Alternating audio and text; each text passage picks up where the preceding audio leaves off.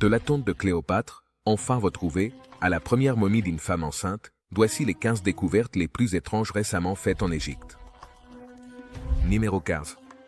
Des archéologues déterrent une terre colossale de sphinx. En Égypte, lors de la restauration d'un temple emblématique, plusieurs fragments d'une colossale paire de magnifiques sphinx de pierre ont été déterrés. Calcaire, dans le temple d'Amenhotep II, situé à l'ouest de Luxor. Tout s'est passé lors de la restauration du temple funéraire et des colosses de même nom, qui sont deux énormes sculptures à son effigie. Par accident, ils ont trébuché sur deux statues à moitié immergées dans l'eau. Ils se sont vite rendus compte qu'il s'agissait de deux sphinx. Quelle est leur taille? Environ 6 mètres de hauteur. On pense qu'elles représentent l'ancien souverain, avec une coiffe en forme de mangouste, une barbe royale et un collier très large. Mais ce n'était pas tout ce qu'ils ont découvert sur le site. Ils ont également trouvé non pas une ni deux, mais 3 statues entières de la déesse Sekhmet, qui était une gardienne en forme de lion. Du dieu du soleil les reins. Avant de continuer avec cette vidéo, appuyez sur le bouton d'abonnement et la cloche de notification, dès maintenant. Ils ont également déterré les restes d'une salle avec des piliers assez grands. Elle contient plusieurs images représentant un jubilé royal, également connu sous le nom de Etsed. C'était une ancienne festivité égyptienne, où le peuple renouvelé et reconnaissait le droit du pharaon à gouverner. Cette fête avait l'habitude d'être célébrée l'année la plus assoiffée du règne du roi. Ironiquement, la plupart des pharaons n'ont pas atteint ce point, mais Amenhotep l'a fait, et non seulement il a vécu assez longtemps pour voir son propre excès, mais les célébrations de son jubilé ont été les plus somptueuses et extravagantes de l'histoire de l'Égypte ancienne. Numéro 14. Bateaux et cimetières découverts dans une ville sous-marine. Récemment, un groupe d'archéologues a découvert une épave de bateau vieille de 2200 ans au fond de la mer Méditerranée. Selon les experts, l'ancien bateau a coulé après avoir été frappé par la chute de blocs du temple d'Amon, qui s'effondrait en raison d'un grand tremblement de terre survenu à cette époque. L'épave du bateau, ainsi que les vestiges d'une zone funéraire, ont été découverts à l'endroit où s'élevait l'ancienne ville d'Hérakléio. Ils ont également trouvé plusieurs objets de l'ancienne ville dans la baie d'Aboukir, à 40 km d'Alexandrie. Hérakléiontonus, en égyptien ancien, était l'un des principaux ports du pays, situé dans le delta du Nil. Jusqu'à ce qu'Alexandre le Grand fonde la ville d'Alexandrie en 331 avenue Jésus-Christ. La ville, découverte en 2001, a été submergée après une série de tremblements de terre et de marées hautes qui ont frappé la région. L'embarcation à fond plat, essentiellement une galère avec de larges rames, des mâts et des voiles, mesurait 25 mètres de long et était utilisée pour la navigation dans le delta du Nil. Elle est restée submergée pendant longtemps, à 7 km de l'actuelle côte égyptienne, sous 8 mètres d'eau. Elle a été oubliée pendant des siècles. Certains l'ont cherchée, puisqu'elle était mentionnée dans plusieurs textes et livres, mais ceux qui se sont mis à la chercher étaient considérés comme fous. Numéro 13. 13 cercueils de 2500 ans découverts à Saqqara. Khalid Al-Anani, responsable du ministère égyptien du tourisme et des antiquités, a annoncé la découverte d'un puits funéraire, vieux de 2500 ans, contenant au moins 13 sépultures anciennes. Les cercueils en bois ont été trouvés empilés les uns sur les autres dans un puits fermé d'environ 11 mètres de profondeur, à l'intérieur du site archéologique de Saqqara. Ce qui est vraiment spécial dans cette découverte, ce n'est pas seulement la façon dont les cercueils ont été empilés, mais le fait que les couleurs originales aient été trouvées intactes. Cette peinture a survécu des milliers d'années. Imaginez que les couleurs restent très vives, comme si elles avaient été peintes il y a seulement quelques années. Quelques jours après la première ouverture de la sépulture, 14 autres sarcophages ont été déterrés. On dit que la découverte est maintenant la plus grande de son genre. Des études préliminaires ont été réalisées sur les cercueils, indiquant qu'ils n'ont pas été ouverts depuis le jour où ils ont été enterrés. Saqqara est une vaste nécropole de la région de Memphis. Elle a connu une occupation ininterrompue tout au long de l'histoire de l'Égypte ancienne. C'est pourquoi, des tombes royales et des sépultures plus modestes se côtoient là-bas et présentent de nombreux témoignages de la vie quotidienne de l'Égypte ancienne. Depuis les premières dynasties, les rois et les membres de l'aristocratie y ont fait construire leur mastaba. La tombe la plus ancienne, portant le numéro 3357, date du règne de Hora-Asha, le deuxième souverain de la première dynastie. Numéro 12. Le robot à l'intérieur de la Grande Pyramide. La Grande Pyramide de Gizeh n'est pas seulement la plus grande et la plus ancienne des trois pyramides, mais elle est aussi une source de grands mystères et merveilles jusqu'à nos jours. Nous ne savons pas très bien pourquoi elle a été construite, ni dans quel but. En fait, nous ne savons pas grand-chose à son sujet. Par exemple, nous pensons qu'elle a pu être construite il y a 4500 ans, mais nous n'en sommes pas sûrs à 100%. Dans l'espoir d'éclaircir certaines de ces questions, un groupe de scientifiques a décidé d'envoyer un robot pour explorer une zone de la Grande Pyramide à laquelle on n'a jamais accédé auparavant. À l'intérieur d'une salle connue sous le nom de chambre de la reine, derrière un mur faux, il y a un puits étroit qui monte à un angle de 40 degrés vers l'intérieur de la pyramide. Pendant des années, les archéologues ont été impatients de savoir ce qui pourrait se trouver là-haut, mais ils ne pouvaient pas y accéder sans endommager le puits. En 2010, un professeur de robotique de Leeds a décidé de passer à l'action. Son petit robot à roues, équipé d'une caméra, a réussi à parcourir les étroits puits. Le robot avait verré une petite chambre cachée avec des marques rouges complexes sur les murs. Il a également découvert une deuxième pierre de blocage qu'il n'a pas pu traverser. Quant à ce qui se trouve au-delà de cette deuxième pierre, peut-être ne le saurons-nous jamais. Numéro 11. Chemin de 3400 ans, restauré. Près de Luxor, les autorités égyptiennes ont récemment inauguré une promenade rénovée de 3400 ans appelée l'avenue des Sphinx, à Luxor. Il s'agit du dernier projet gouvernemental entrepris pour mettre en valeur les trésors archéologiques du pays et ainsi attirer le tourisme. Cette ancienne promenade, également connue sous le nom de chemin des béliers ou sentier des dieux, relie les magnifiques et célèbres temples de Karnak et Luxor, dans ce qui fut autrefois la capitale de l'Égypte, appelée Thèbes. Selon les experts, cette impressionnante passerelle était le chemin emprunté par les pèlerins pour visiter les temples et rendre hommage à leurs dieux. Ces différents noms proviennent des nombreux sphinx et béliers sur des piédestaux qui bordent toute la vue. Luxor est situé sur les rives du Nil et se trouve à environ 650 km de la capitale actuelle, Le Caire. Luxor est en cours de fouilles depuis plus d'un demi-siècle et, étant donné qu'il s'étend sur plusieurs kilomètres, il est probable que les fouilles se poursuivent pendant de nombreuses années. Plus. Ce n'est pas qu'ils doivent creuser une ville entière ou quelque chose de similaire, selon un haut responsable de l'archéologie égyptienne. Les ruines les plus anciennes de l'avenue des Sphinx sont 6 structures construites par la reine Hatshepsut, datant de l'an 2400 avenue Jésus-Christ. Ici se célébrait une ancienne fête automnale, marquée par des défilés et des danses en célébration de l'abondance, apportée par l'innovation annuelle des champs par le Nil. Numéro 10. La tombe perdue de Cléopâtre. Les archéologues ont découvert un tunnel incroyable, dont l'ingénierie a impressionné les experts. Avec une hauteur de 6 pieds et demi, le passage a été creusé sur une distance de 4281 miles. Ils cherchaient un trésor et en ont trouvé un autre. Depuis 2004, une équipe d'archéologues explore tous les recoins de l'Égypte à la recherche de la tombe de Cléopâtre VII. Depuis quelque temps, leurs fouilles se concentrent sur les anciennes ruines de la ville de Taposiri-Mania, au nord-ouest du Caire. Leurs recherches les ont conduits à une prouesse architecturale, un tunnel qu'ils ont décrit comme un miracle géométrique.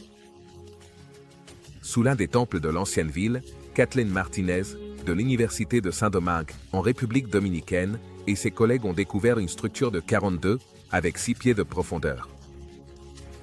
Pour l'instant, la finalité du tunnel de Taposiri-Mania reste inconnue. D'autre part, cela pourrait être une piste sérieuse pour trouver le sarcophage de Cléopâtre. Selon Kathleen Martinez et son équipe, leurs fouilles ont donné des indices qui semblent pointer dans cette direction. Depuis quelques années, plusieurs experts croient que l'ancienne reine d'Égypte, la dernière avec Ptolémée, repose dans la ville de Taposiri-Mania, fondée vers 280 avenue Jésus-Christ. Ptolémée II. Le temple, actuellement entre les mains des archéologues, était dédié, selon eux, au dieu Osiris et à la déesse Isis, que Cléopâtre vénérait. Numéro 9. Ouverture sous-marine mystérieuse découverte en Égypte.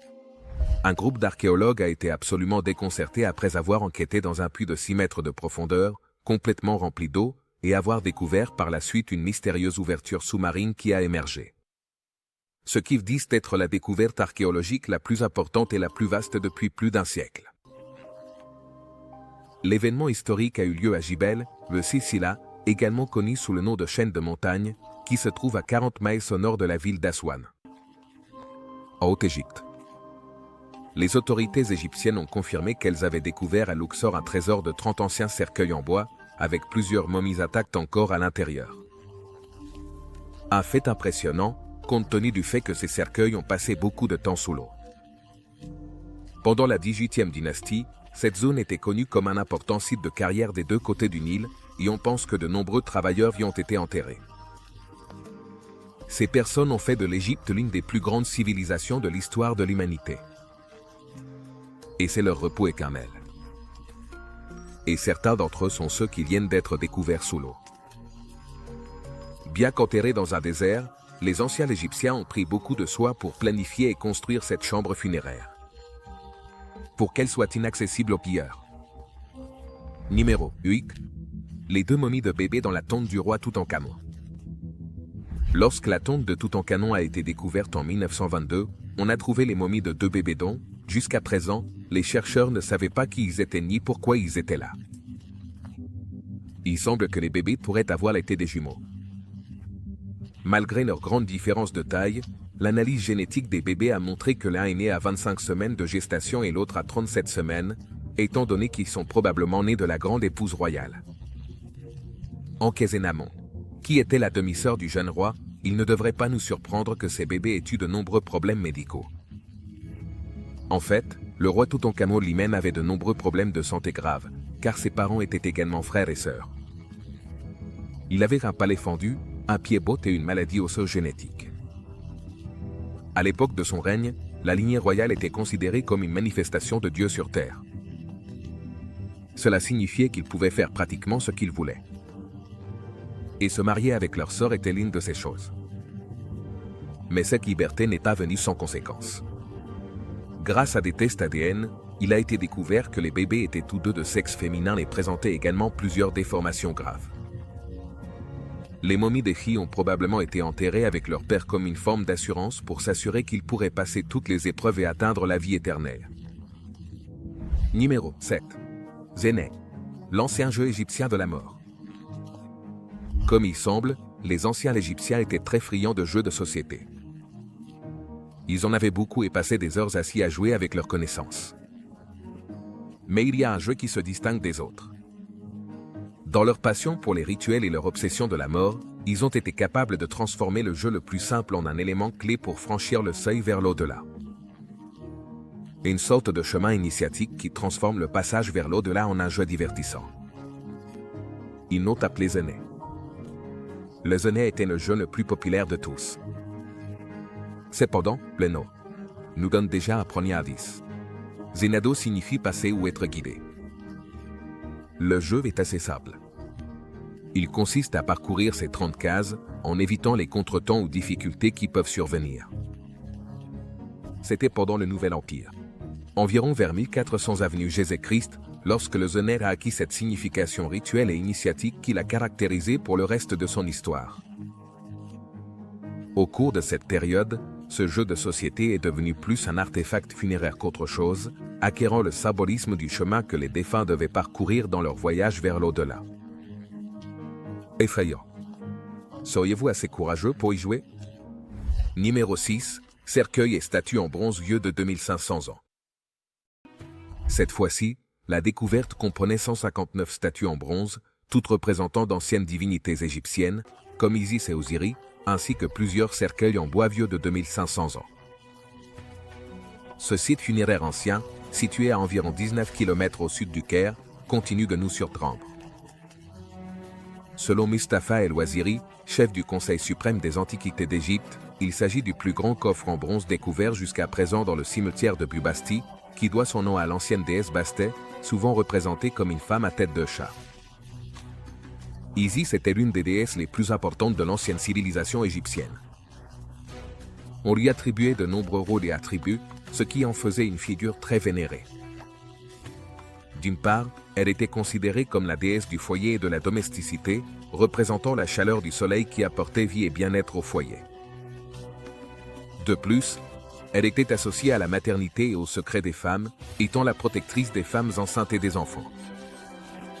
Mais ce n'était pas tout. Isis était également reconnue pour sa connexion avec les chats, qui étaient considérés comme sacrés dans la culture égyptienne. Sa statue était vénérée, et on espérait bientôt découvrir sa tombe, ce qui serait une découverte d'une grande importance historique. De plus, sa généalogie divine était également remarquable. Elle était la fille du dieu du soleil, Area, ce qui la reliait au concept de l'œil des Area, l'œil qui voit tout et symbolise l'omniscience. Son nom était à l'origine Bestia, qui est devenu Bast, puis Bast et ensuite Bastet.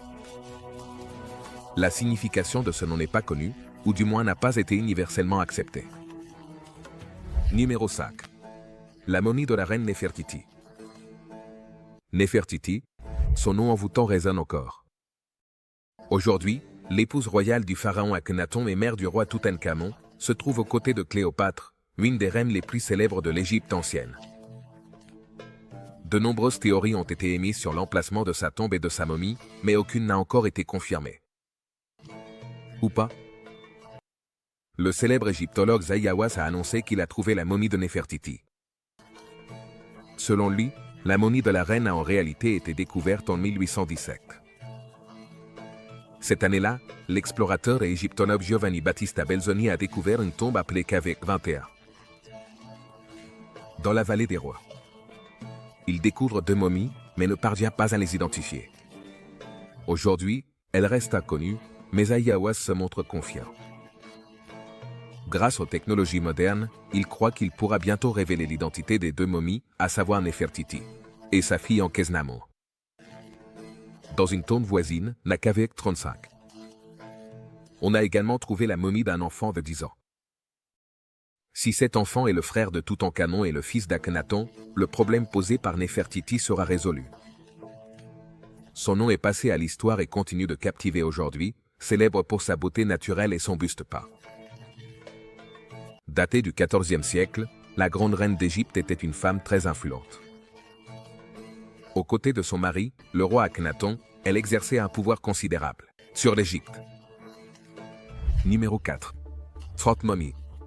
Y compris une mère avec son bébé dans les bras, dans une tombe égyptienne vieille de 2000 ans. Le ministère des Antiquités d'Égypte a annoncé une découverte importante réalisée dans le sud-est du pays. Ils ont déterré 30 momies, toutes datées d'au moins 2000 ans. Parmi les momies, il y a des bébés, des enfants et des adultes, et toutes ont été trouvées dans un réseau complexe de chambres funéraires souterraines. Ils ont également trouvé une salle remplie d'objets liés aux anciennes pratiques funéraires. On s'attend à ce que cette nouvelle découverte nous apprenne beaucoup sur l'ancien empire égyptien pendant une période cruciale de changement historique.